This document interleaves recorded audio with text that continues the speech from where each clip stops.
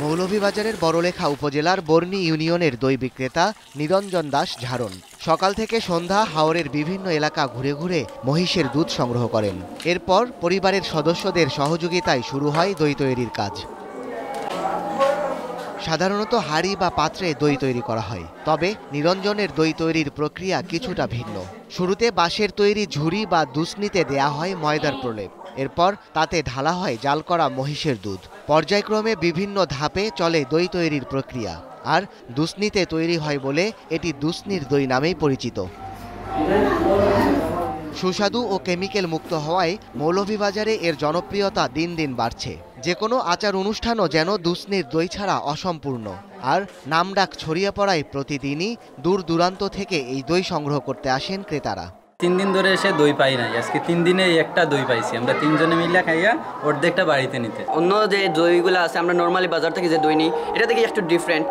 নিরঞ্জন জানান প্রতিদিন 15 থেকে 20,000 টাকার দই বিক্রি করেন। এছাড়া চাহিদা অনুযায়ী বিভিন্ন অনুষ্ঠানেও সরবরাহ করেন দুসনির দই। তবে মহিষের দুধ সহ প্রয়োজনীয় উপকরণের দাম বাড়ায় কমেছে লাভের পরিমাণ। প্রতিদিন বেচছি 10-12 হাজার বেচছি, এখন বিকের 15-20 হাজার।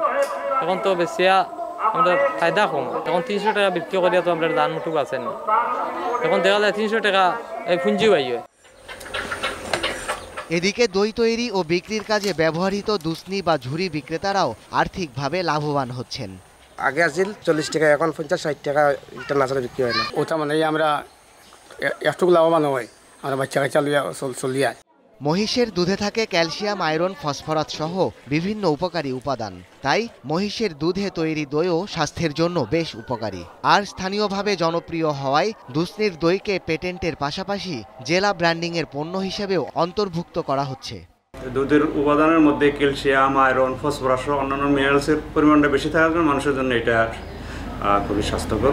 এটা উন্নত দেশেও মহিষের দুধের চাহিদা বেশি। আমাদের দেশেও মোটামুটি যারা সচেতন তারা মহিষের দুধটাকেই প্রেফার করে। জেলা ব্র্যান্ডিং, সেই ব্র্যান্ডিংটা আমরা নতুন সংস্করণ করছি এবং এই সংস্করণে এই দুসনির দইটি আমরা অন্তর্ভুক্ত করছি এবং এর মাধ্যমে আশা করছি যে আমরা সারা দেশ তথা বিশ্বের বিভিন্ন দেশেও পৌঁছে দিতে পারবো এই দুসনির দইয়ের নাম।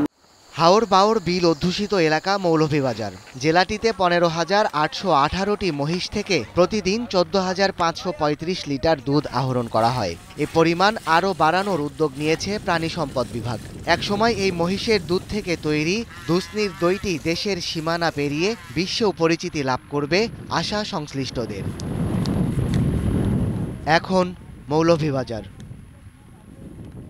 ওয়ালটন ফ্রিজ কিনে অনেকের মতো আপনিও হয়ে যেতে পারেন মিলেনিয়াল। সেরা পণ্যের সেরা অফার।